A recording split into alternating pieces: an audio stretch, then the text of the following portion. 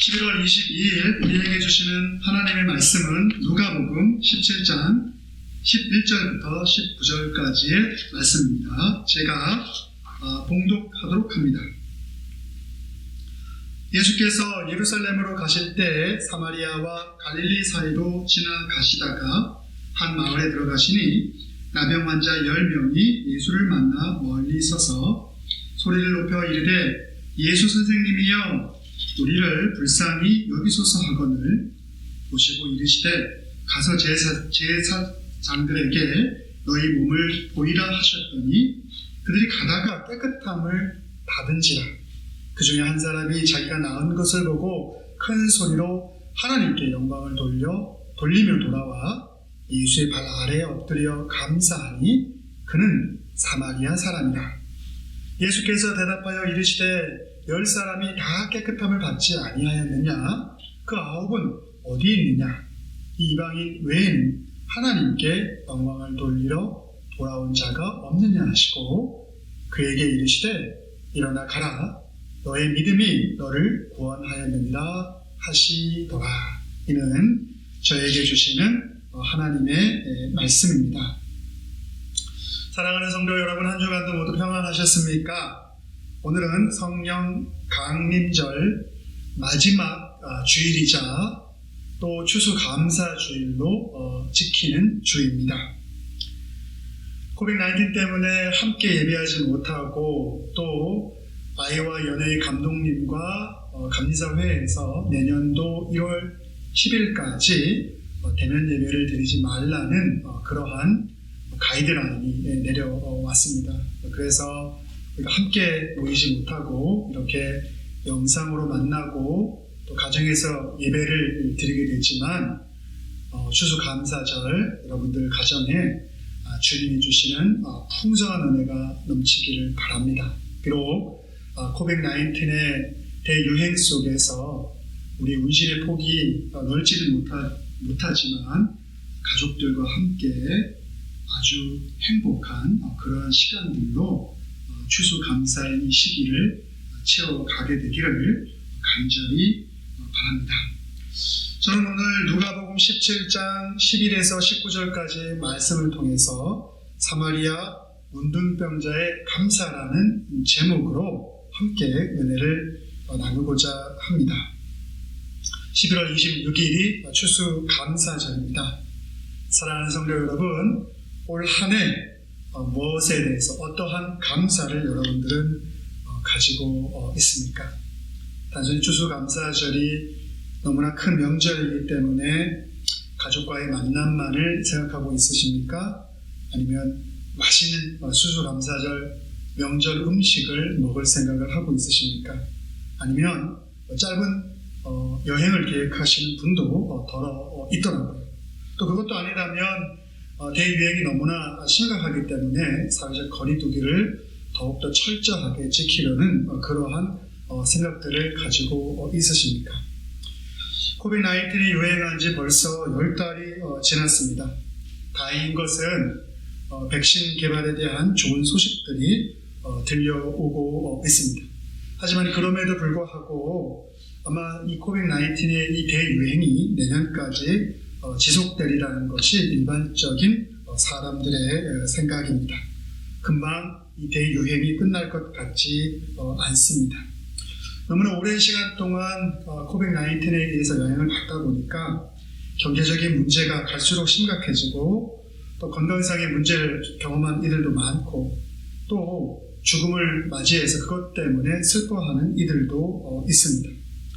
이런 상황에서 추수감사의 절기가 다가왔기 때문에 감사에 대해 생각하고 감사에 대해서 우리가 고백합시다라고 여러분들에게 말씀을 드리는 것이 이 목회자로서 굉장히 부담이 됩니다.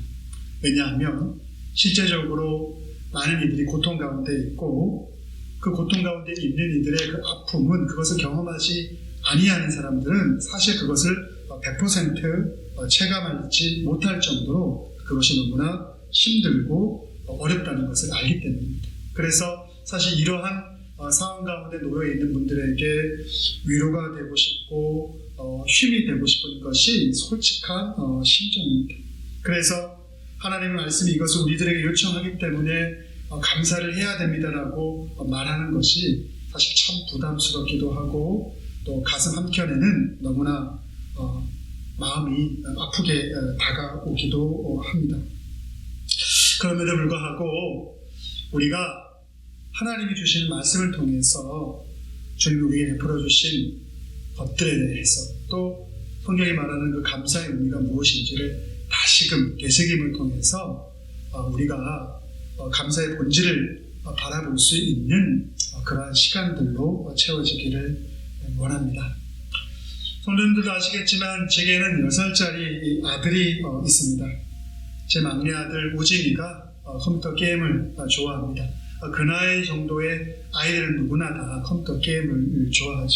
그래서 아이는 제가 가끔씩 무엇을 사달라고 요청을 할 때도 있지만 그렇지 않은 경우들이 대부분인데 제 아들이 제게 무엇인가를 사달라고 할 때 요구하는 것이 있는데 바로 이 컴퓨터 게임과 관련된 아이템들이죠.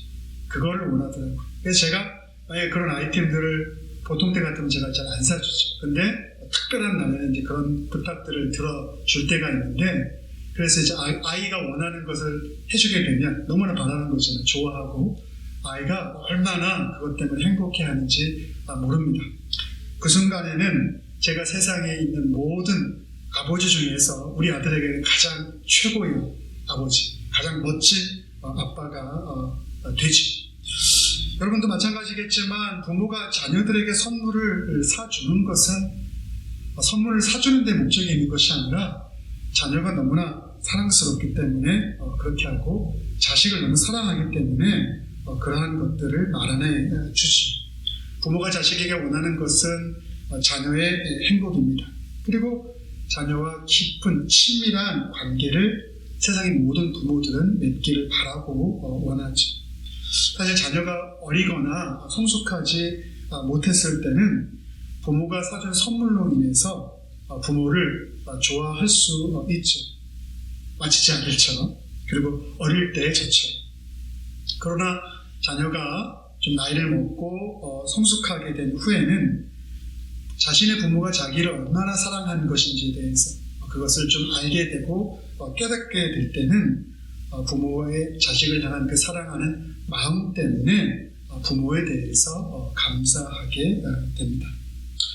주님도 부모가 자식에 대해서 이러한 마음을 가지고 자식에게 사랑을 베푸는 것처럼 우리 주님도 우리를 향해서 항상 이러한 풍성한 사랑을 베풀어 주시고 또 그것을 통해서 우리가 깊은 관계를 맺기를 기대하고 있습니다.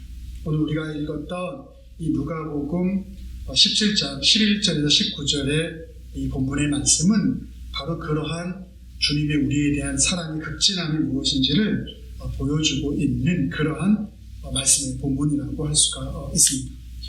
자, 오늘 본문에는 어떤 한 마을에 10명의 나병 환자들이 예수님께 와서 도움을 요청하는 그러한 장면이 나오게 되는 것을 볼 수가 있습니다.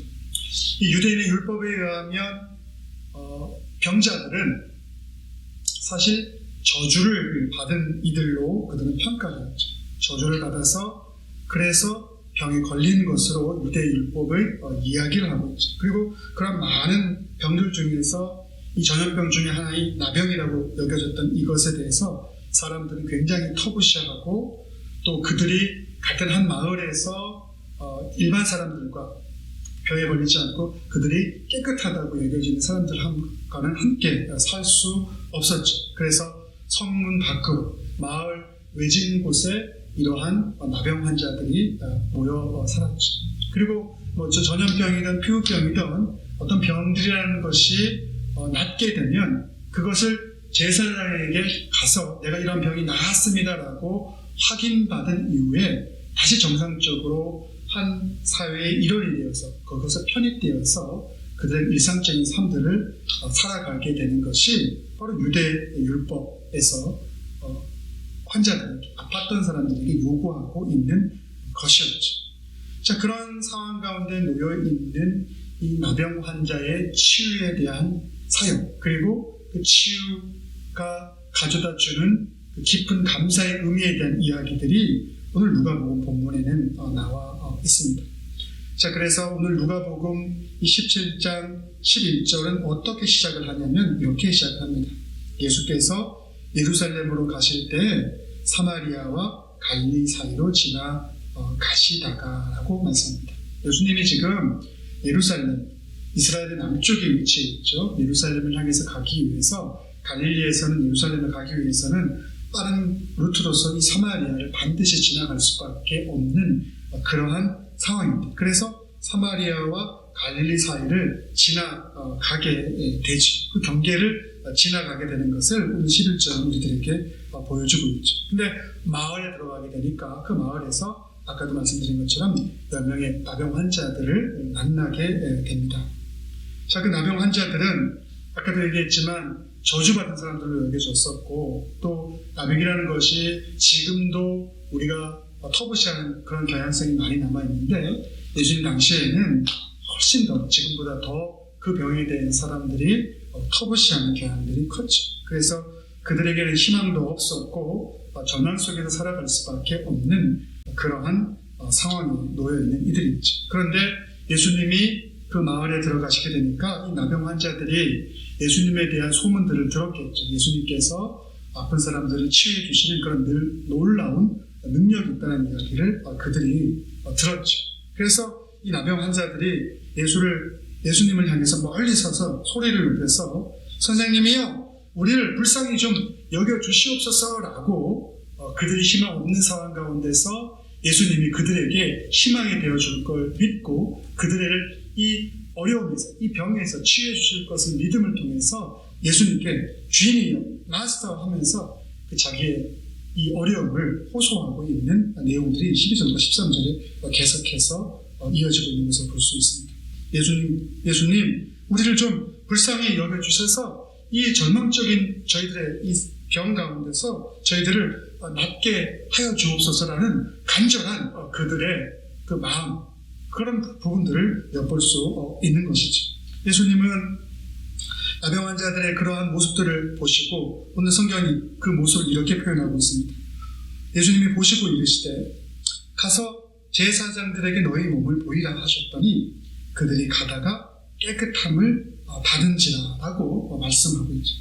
자, 예수님은 이렇게 간절하게 자기를 찾고 부르짖는 이 10명의 나병 환자들을 보십니다. 근데 그냥 보시는 게 아니라 그들을 유심히 살펴봅니다. 그리고 유심히 살펴봄을 통해서 그들이 지금까지 겪어왔던 그 고통의 크기가 얼마나 큰 것인지에 대해서 예수님이 공감하시고 연민을 느끼시고 불쌍히 느끼시고 그들의 질병의 문제를 해결해 주시기를 원하십니다. 그러면서 그들에게 하신 말씀이 무엇이냐면 병이 다 나은 것도 아닌데 당장에 뭐라고 말씀하시냐면 마치 다 나았을 때 제사장에 가가지고 그것을 확인받음을 통해서 다시 일반적인 사회로 통합되어 수 있었던 그러한 과정을 밟을 것을 명함을 통해서 제사장에게 가라, 그리고 니들의 몸을 보여라라고 아직 낫지도 않은 상황 가운데서 명령하신 거죠.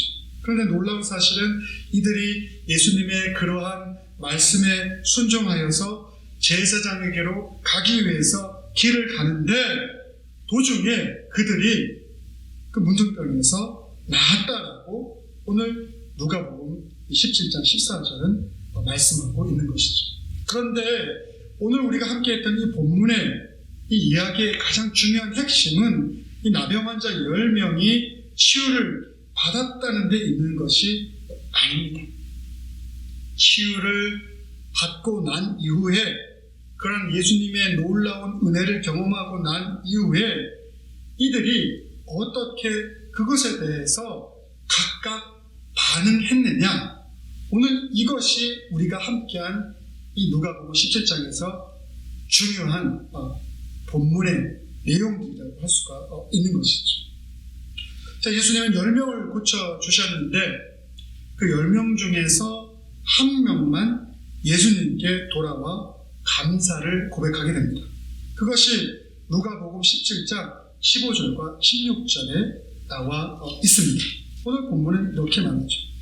그 중에 한 사람이 자기가 낳은 것을 보고 큰 소리로 하나님께 영광을 돌리며 돌아와 예수님의 발 아래에 엎드려 감사하니 그는 사마리아 사람이다 하고 말씀하고 있죠.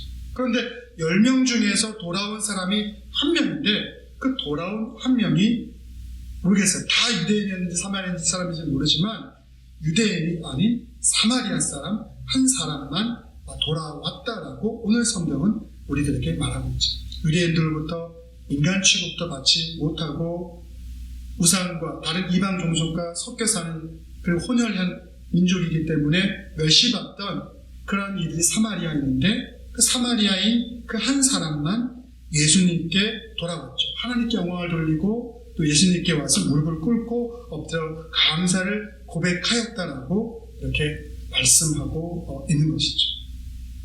자, 그런데 왜 다른 이들은 돌아오지 않고 이 한 사람의 사마리아인만 예수님께 돌아왔을까? 우리는 이것을 좀 생각해 보아야 합니다. 아마 사마리아인은 자신을 고쳐준 예수님에 대해서 생각했고 다른 9은 예수님보다는 자신의 문제가 해결받는 것에 집중했기 때문이죠. 다른 이들은 아마 생각했을 거예요. 유대인들이라면 제사장에게 가서 내가 낳은 것을 보여주어야 내가 사회로 편입되는 것이죠. 그것이 율법에 나와 있는 것이죠. 그것을 알고 있기 때문에 그것을 통해서 율법이 말하는 것을 지킴을 통해서 자신의 문제가 완전히 해결받고 그들이 사회에 편입되는 것, 그것이 그들에게 있어서는 더 지켜야 되고 우선시 됐고 따라야 할 것이기 때문에 그들은 자신들을 고쳐준 예수님보다는 율법이 말하고 있는 그 일들을 먼저 행함을 통해서 자신들의 문제가 해결받는 것이 우선순위에 놓여 있었기 때문인 것이죠. 이건 제가 아까도 말씀드렸지만 부모는 자식을 사랑해서 자녀와 깊은 관계를 맺기 원해서 사랑하는 마음에 자녀들에게 선물을 사주는데 철없는 자녀들은 부모의 그 사랑하는 마음보다는 그 선물로 인해서 철없을 때는 그것 때문에 기뻐하는 그러한 모습을 보이는 것과 굉장히 흡사한 것이죠. 이것은 우리가 하나님과의 깊은 관계 안에서 하나님에게 또 예수님에게 우리의 마음이 집중하는 그것보다는 우리가 당장 처해 있는 어려움의 이 문제가 해결받는 것에 집중하고 있는 그러한 모습과 동일한 것이라고 할 수가 있습니다. 우리가 생각할 때 마치 우리는 예수님께 돌아와서 감사를 표하는 그러한 사마리아인과 같은 모습을 가지고 살 것처럼 생각하지만 많은 경우에 있어서 우리의 신앙생활의 모습, 하나님과 예수님과의 관계의 모습을 놓고 볼 때 우리는 예수님, 하나님 그 관계 안에 있어서 그분들에게 집중하기보다는 그분들을 통해서 나의 문제가 해결받는 것, 그래서 당장에 내가 경험하고 있는 이 고통 가운데서 내가 헤쳐나올 수 있는 것, 그것에 우리는 관심이 많을 때가 더 많이 있는 것이죠. 그런데 주님이 우리의 힘든 문제를 해결해 주지 않는다면 나와는 관계가 없는 것일까요? 주님은 이것에 대해서 우리에게 다시 한번 생각하기 위해서 오늘 누가복음 17장 17에서 18절에 보니까 자신에게 돌아온 그 사마리아인에게 다음과 같은 질문을 하시는 것을 볼 수가 있습니다. 예수께서 대답하여 이르시되 10사람이 다 깨끗함을 받지 아니하였느냐? 라고 물으십니다. 그리고 두 번째 이렇게 묻죠. 그 9은 어디에 있느냐? 그리고 마지막으로 이 이방인 외에는 하나님께 영광을 돌리러 돌아온 자가 없느냐라고 묻고 있는 것을 볼 수가 있습니다. 사실 그 10명의 나병 환자가 자신의 나병들이 다 나은 것도 아닌 상태에서 제사장에 가서 그것을 보이라고 명령하신 예수님의 말씀을 듣고 그들이 제사장을 향해서 나아간 것도 그들에게 믿음이 있다는 것을 우리들에게 보여주고 있죠. 마찬가지로 우리가 어떤 문제에 처했을 때 어떤 이들은 그 문제 속에서 자기의 능력을 의지하고 하나님을 찾지 않지만 믿음이 있는 이들은 하나님을 찾아서 그 문제가 해결받기를 원해서 주님께 나가기도 하죠. 그것도 믿음이 있어야만 그런 일들이 가능하지. 그런데 더 중요한 것은 그것을 통해서 우리가 나와 깊은 관계를 맺기를 원하시는 예수님을 바라볼 수 있냐는 거고, 그 깊은 관계를 맺는 것, 그리고 예수님 자체가 우리 삶 가운데 정말 가장 중요한 첫 부분으로서 얼마나 오랫동안 계속해서 긴밀한 관계성을 가지고 내가 살아갈 수 있느냐, 그것이 중요한 것이죠. 그래서 우리는 우리의 문제가 해결된 것 자체로만 기뻐하는 것이 아니다. 그래서 그것이 해결됐기 때문에 그것 때문에 무엇인가 주님에게 감사를 표하고자만 하는 것이 아니라 우리 그것을 허락해 주신 그 주님 자체에 대해서 우리가 깊은 감사와 또 그분을 향한 긴밀한 관계를 맺는 것이 우리의 삶 가운데 필요한 것이죠. 그래서 성경은 진정한 감사라는 것은 믿음이 없이는 불가능하다고 이야기하죠. 왜냐하면 믿음이라는 것은 주님과의 긴밀한 관계성 속에서는 우리들에게 허락되는 것이죠. 단순히 내 문제가 해결받았기 때문에 그것 때문에 일시적으로 누군가를 향해서, 주님을 향해서 감사를 표하는 것은, 그건 세상 사람들도, 믿지 않는 이들도 자기의 문제가 해결된 것에 대해서는 동일하게 감사할 수 있죠. 믿는 사람처럼. 그런데 믿는 사람은 믿지 않는 사람과 달라야 되는 것, 우리에게 그것을 허락해 주신 그 주님을 향해서 우리가 보다 긴밀한 관계를 맺고 그분이 나에게 어떠한 존재냐는 사실, 내 문제를 해결해 줘서 나의 고통 가운데서 나를 나오게 해주신 것, 그것도 감사한 것이고 너무나 기쁜 것이지만 그것을 가능하게 하신 그분과 내가 어떠한 관계성 속에서 내 삶의 주인으로서 그분을 모시고 살아가는 것, 그것이 중요한 것이죠. 그러니까 우리의 감사, 크리스찬에게 있어서의 감사는 믿음이 없이는 불가능한 것이고, 그리고 우리는 그 믿음을 통해서 참된 감사를 표현할 수 있어야 하죠. 많은 사람들은 어려움에 처할 때, 특히 믿는 사람들도 주님에게 도움을 구합니다. 기도합니다. 아주 귀한 자세입니다. 그런데 문제가 해결되고 나서 그것 때문에 하나님께 감사드리는 경우도 많죠. 그것 또한 귀합니다. 하지만 중요한 것은 그것이 얼마나 오래 지속되느냐, 그리고 그 관계성을 우리가 얼마나 가장 귀한 것으로 여기느냐, 이것이 중요한 것이죠. 그 감사가 금방 사라지게 되고 우리에게 그러한 놀라운 일들을 베풀어 주신 주님이 내 자리에서 차지하고 있는 비중이 작아지게 되고 그분과의 관계를 맺지 않게 되고 그것이 끊어져 버리고 세상과의 관계가 주님과의 관계보다 더 큰 자리를 차지하고 있을 때 우리는 세상의 욕망에 따라 살아가게 되는 것이죠. 그래서 그러한 사람들의 삶의 어떤 만족이라는 것은 항상 공허함만 남아지죠. 채워지지 않는 것. 그래서 하나의 것을 획득하고 나면 더 큰 것을 채우고자 하는 그러한 마음들이 남게 되는 것이죠. 그런데 성경의 감사는, 우리가 믿음을 기초로 하고 예수님을 기초로 하는 감사는 그러한 공허함이 아닌 자족과 참된 기쁨과 만족을 우리들에게 주는 것이죠. 사랑하는 성도 여러분, 여러분들에게 있어서는 잘 산다는 것의 삶의 기준이 무엇입니까? 그리고 올 한 해 여러분들 잘 살아오셨다라고 생각하십니까? 아마 세상적인 성공의 기준이 이런 것들일 거예요. 돈을 많이 벌었느냐, 또 얼마나 열심히 해서 높은 지위에 올랐느냐, 또 내가 계획했던 것을 얼마나 많이 성취했느냐, 그런 것들이 사회적인 어떤 성공과 성취의 기준이 될 수 있을 것입니다. 그런데 그것이 우리가 잘 살았다는 것의 기준이 될 수 있는 것은 아니지. 우리가 잘 살았다고 했을 때 만족과 기쁨과 감사와 자족하는 것들이 있어야 하는 것이죠. 물론 사회적 성취를 이뤄도 만족할 수 있죠. 근데 그 만족이라는 것이 단순히 성취한 것을 기뻐하고 더 큰 것을 쫓아가고자 하는 그러한 채워지지 아니하는 만족에서는 안 된다는 것이죠.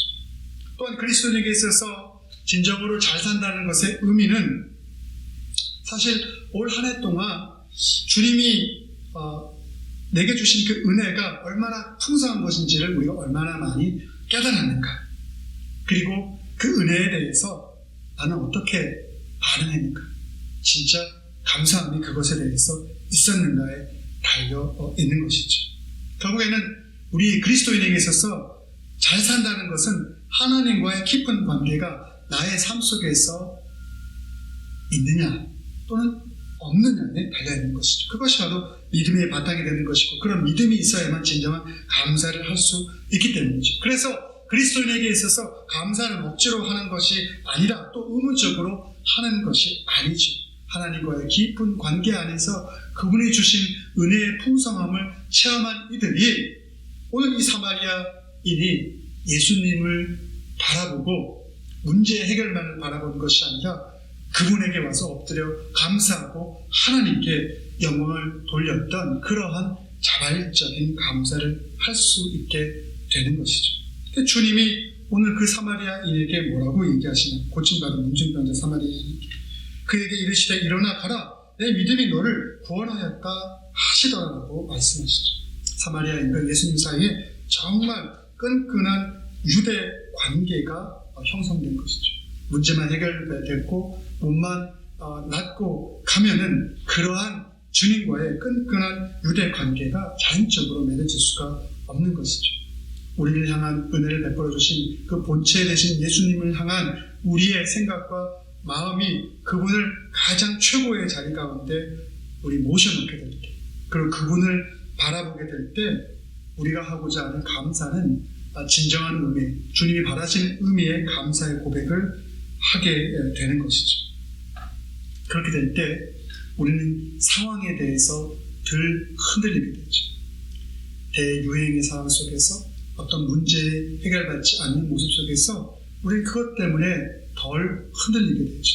그리고 주님을 바라보고 믿음 안에서 감사할 수 있게 된다면 어려움 속에서도, 그리고 우리가 힘들고 고통 가운데 놓여있다 할지라도 우리가 무엇에 대해서 감사하고 또 주님을 통해서 우리가 진정한 감사를 고백할 수 있죠. 그것이 힘이 되고 그것이 능력이 되어서 우리의 삶들을 더욱더 풍성하게 만들어 줄 것입니다. 올 한 해 여러분, 나에게는 주님과 긴밀한 관계 안에서 베풀어 주신 그런 풍성한 감사가 있는지, 아니면 단순히 내가 세워놓은 어떤 인간적인 계획과 사회적인 기준 안에서 내 만족을 향해서 살아갔던 삶이었던 것은 아닌지, 그것을 정말 고민하시고 주님에게 대한, 주님 자체에 대한 감사를 고백할 수 있는 저와 여러분 모두가 되기를 간절히 바랍니다. 기도하겠습니다. 사랑과 은혜가 많으신 아버지, 오늘 추수감사주의를 지내면서 올 한 해 동안 우리에게 베풀어 주신 많은 감사의 거리도 생각해 볼 수 있게 하시고, 특별히 주님과 깊은 관계를 맺고 주님이 우리의 삶 가운데 나의 남편으로서 또 아버지로서 함께 한 것에 대해서 믿음으로 감사할 수 있는 저희 되게 하여 주시옵소서. 그것 자체가 너무나 기쁜 일이고 너무나 충만한 것임을 고백할 수 있는 그러한 은총이 저희들에게 차고 넘치도록 인도하여 주시옵소서. 모든 말씀 사랑과 은혜가 풍성하신 예수님의 이름으로 기도드렸사옵나이다.